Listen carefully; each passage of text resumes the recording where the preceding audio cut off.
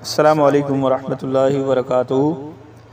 آج میں آپ کے سامنے بنی اسرائیل کے ایک شخص کا واقعہ بیان کرتا ہوں کہ جس نے 99 لوگوں کو قتل کیا، لیکن اس کے دل کے اندر اللہ کا ڈر آ گیا، وہ اپنے گناہ پر نادم ہو گیا اور جستجو میں لگ گیا کہ وہ اللہ رب العزت اپنے گناہ کی معافی مانگے اور توبہ کر لے۔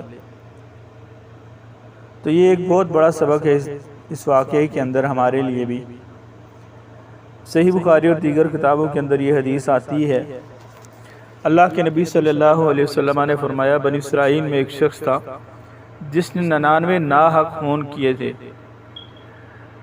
پھر وہ نادم ہو کر مسئلہ پوچھنے کے لیے نکلا اور ایک راہب کے پاس جا پہنچا اور راہب سے پوچھنے لگا کہ میں نے 99 قتل کیے ہیں۔ اب آپ خود اندازہ لگا سکتے ہیں، کوئی شخص آپ کے آگے کہے کہ میں نے 99 قتل کیے ہیں تو آپ فوری طور پر کیسا ریئیکٹ کرو گے؟ وہ انسان کے حواس اڑ جاتے ہیں کہ اتنے قتل۔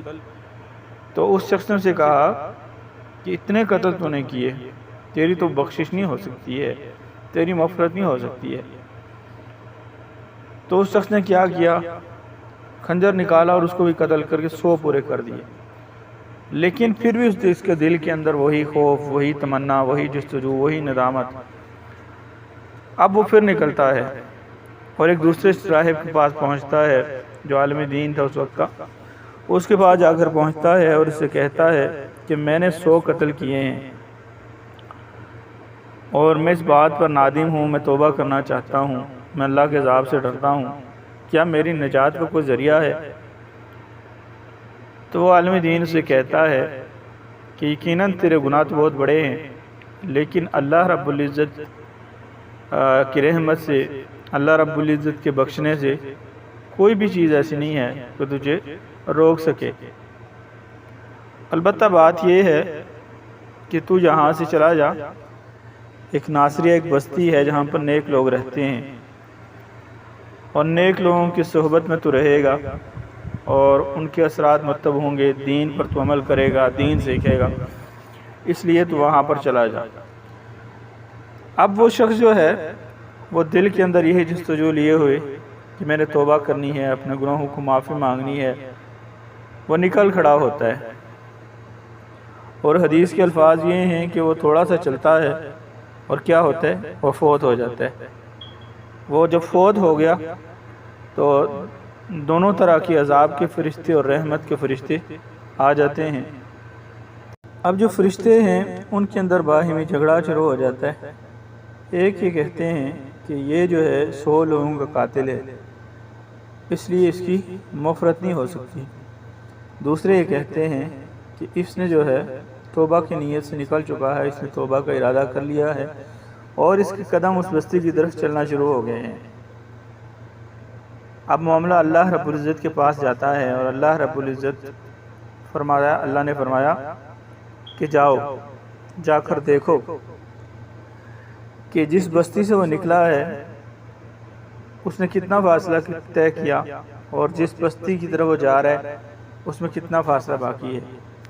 حدیث کے الفاظ ہیں کہ اب اس نے فاصلہ کم طے کیا تھا۔ اللہ کے نبی صلی اللہ علیہ وسلم نے فرمایا کہ اللہ رب العزت نے اس زمین کو حکم دیا کہ جہاں سے وہ چلا تھا وہ فاصلہ زیادہ ہو جائے اور جس طرف وہ جا رہا تھا وہ فاصلہ کم ہو جائے۔ جب فاصلے کی پیمائش کی گئی تو جس بستی کی طرف وہ جا رہا تھا توبہ کی نیت سے اس کا فاصلہ کم نکل آیا۔ اور حدیث میں آتا ہے کہ صرف ایک بالشت جو ہماری انگوٹھ سے انگلی تک کا فاصلہ ہوتا ہے، اتنے فاصلے کا فرق آیا اور اس وجہ سے اللہ رب العزت نے اس کی بخشش کروا دی اور اسے بخش دیا گیا۔ صحیح بخاری کے اندر 3470 نمبر حدیث ہے۔ تو اس واقعے سے ہمیں کیا پتہ چلتا ہے؟ یہ سبق ملتا ہے کہ ہم انسان سب جو ہیں وہ جتنے بھی ہیں وہ خطا کے پتلے ہیں، گناہ کرنا انسان کی فطرت میں ہے۔ اللہ نے خیر اور شر انسان کے اندر رکھ دیا ہے۔ کبھی انسان کے اوپر شر غالب آ جاتا ہے، شیطان اسے بہکا دیتا ہے اور انسان بڑے سے برا گناہ کر لیتا ہے۔ اور اللہ کے نبی علیہ السلام کی حدیث ہے، کل بنی آدم خطاؤن وخیر الخطائین التوابون، کہ ابن آدم جتنے بھی ہیں سب کے سب خطا کار ہیں اور بہترین خطا کار وہ ہے کہ جو توبہ کرنے والا ہے۔ اس لیے ہماری زندگی کے اندر ایسے بہت سارے اعمال ہوتے ہیں، ایسے بہت سارے سال گزر جاتے ہیں، مہینے اور دن گزر جاتے ہیں کہ ہم گناہوں کے اندر گزار دیتے ہیں، لیکن انسان کی زندگی جب تک باقی ہے تو اس کے لیے اللہ کے نبی صلی اللہ علیہ وسلم نے فرمایا کہ اس کے لیے توبہ کا دروازہ کھلا رہتا ہے۔ انسان اپنے ماضی پہ روتا رہے اور توبہ نہ کرے اور دل کے اندر پریشان ہوتا رہے اور سوچتا رہے، اس لیے ماضی جس طرح کا بھی گزر گیا وہ گزر چکا ہے، اب وہ واپس نہیں لوٹ سکتا ہے۔ اب ہمارے سامنے حال ہے اور مستقبل ہے۔ اگر ہم حال کے اندر رہتے ہوئے اپنے گناہوں کے اوپر غور کریں اور ہمیں ندامت ہو اور ہم اللہ رب العزت سے معافی کی طلب کرنا چاہیں تو یہ ہمارے لیے زیادہ بہتر ہے، بجائے اس کے کہ ہم ماضی کو سوچتے رہیں۔ اور انسان جب اللہ رب العزت کی طرف، اللہ کے نبی علیہ السلام کی حدیث ہے کہ جب انسان اللہ کی طرف چل کے آتا ہے تو اللہ انسان کی طرف دوڑ کے آتا ہے، یعنی اللہ رب العزت کو وہ اتنا مغفرت کرنے والا پاتا ہے کہ اللہ رب العزت چھوٹے چھوٹے اعمال کی وجہ سے اس کی مغفرت کرتا ہے اور اس کے گناہوں کو بخش دیتا ہے۔ تو اللہ کی رحمت انسان کے گناہوں سے بہت بڑی ہے، انسان کی غفلتوں سے، انسان کی کوتاہیوں سے، انسان نے جو خطائیں کی ہیں ان سے بہت بڑی ہے۔ تو جب انسان سچے دل سے اللہ کے سامنے پیش ہو جاتا ہے تو اللہ رب العزت اس کو معاف فرما دیتے ہیں۔ تو اس لیے ہمارے لیے اس واقعے کے اندر سبق ہے کہ ہم اپنے پچھلی زندگی کے اندر جتنے بھی گناہ کیے ہیں اللہ رب العزت سے ان پر معافی مانگیں اور ہم اس بات کی امید رکھیں کہ ہمارا رب ہم کو معاف فرما دے گا۔